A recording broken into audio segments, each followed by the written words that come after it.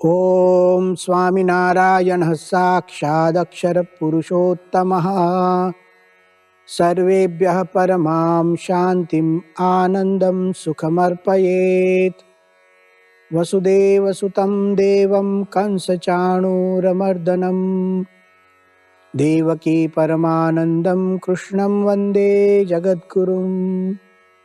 ॐ अक्षरमहं पुरुषोत्तमदासोऽस्मि। ओम।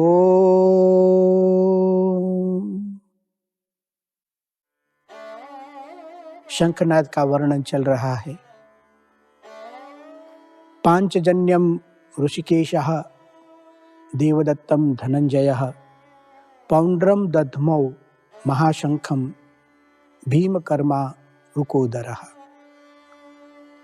ऋषिकेश अर्थात भगवान श्री कृष्ण ने पांचजन्यम नामक शंख, धनंजय अर्थात अर्जुन ने देवदत्त नामक शंख तथा भयंकर कर्म करने वाले भीम ने पौंड्र नामक शंख का नाद किया। श्रीमद् भगवद गीता में इस श्लोक में पांडव पक्ष से जो शंखनाद हो रहा है उसका वर्णन किया गया। हमारी भारतीय जीवन शैली में और भारतीय सनातन धर्म की भक्ति प्रणालिकाओं में शंख का एक विशिष्ट स्थान है। हम जानते हैं कि हम शंख का पूजन भी करते हैं। जब भगवान की पूजा होती है तब शंख का भी पूजन होता है। शंखे चंद्रार्क दैवत्व वरुणम चाधिदैवतम पृष्ठे प्रजापतिम विद्यात् अग्रे गंगा सरस्वती त्रैलोक्य यानि तीर्थानि वासुदेवस्य चाग्नया शंखे तिष्ठन्ति विप्रेंद्र तस्मात् शंखम प्रपूजयेत्। ऐसे श्लोक बोलकर हम शंख का पूजन करते हैं, उस पर पुष्प अक्षत वगैरह निवेदन करते हैं। त्वं पुरा सागर उत्पन्नो विद्रुतो विष्णुना स्वयं नमितः सर्वदेवैश्च पांचजन्य नमोस्तुते। ऐसे पांचजन्य शंख की भी महिमा कही गई है। शंख एक पवित्र वस्तु हमारे यहाँ मानी गई है। वास्तुशास्त्र की दृष्टि से भी इसका महत्व है।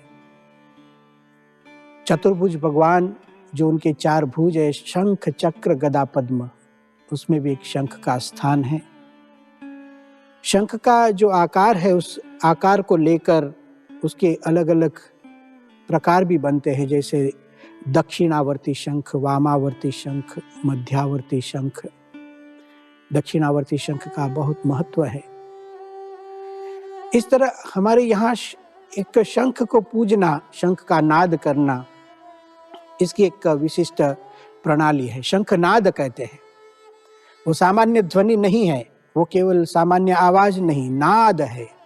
शंख को जब हम फूंकते हैं तो एक तो हमारे श्वास मजबूत होते हैं, शरीर का सौष्ठव मिलता है, बुद्धि भी प्रकाशित होती है और भगवान में श्रद्धा भी बढ़ती है। यहाँ शंखनाद होता है पांडव पक्ष में। प्रथम शंखनाद करते हैं पांचजन्यम ऋषिकेशः। ऋषिकेशः भगवान श्री कृष्ण का नाम है। ऋषि के शब्द का अर्थ होता है इंद्रिय। ऋषि का नाम ईशः, जो इंद्रियाधिपति है, अर्थात जिन्होंने अपनी इंद्रियों को वश किया है, अपनी इच्छा से जो इंद्रियों को प्रवर्तित करते हैं, इंद्रियों के वश में नहीं आते हैं, ऐसे भगवान श्री कृष्ण है ऋषिकेश। उन्होंने पांचजन्य नाम का शंख फूंका। पांचजन्य इस शंख का नाम, उसका वैशिष्ट्य भी हमारे पुराणादि शास्त्रों में कहा गया है। यहाँ संक्षिप्त में हम इतना समझे कि एक पंचजन्य नाम का असुर था, समुद्र में रहता था।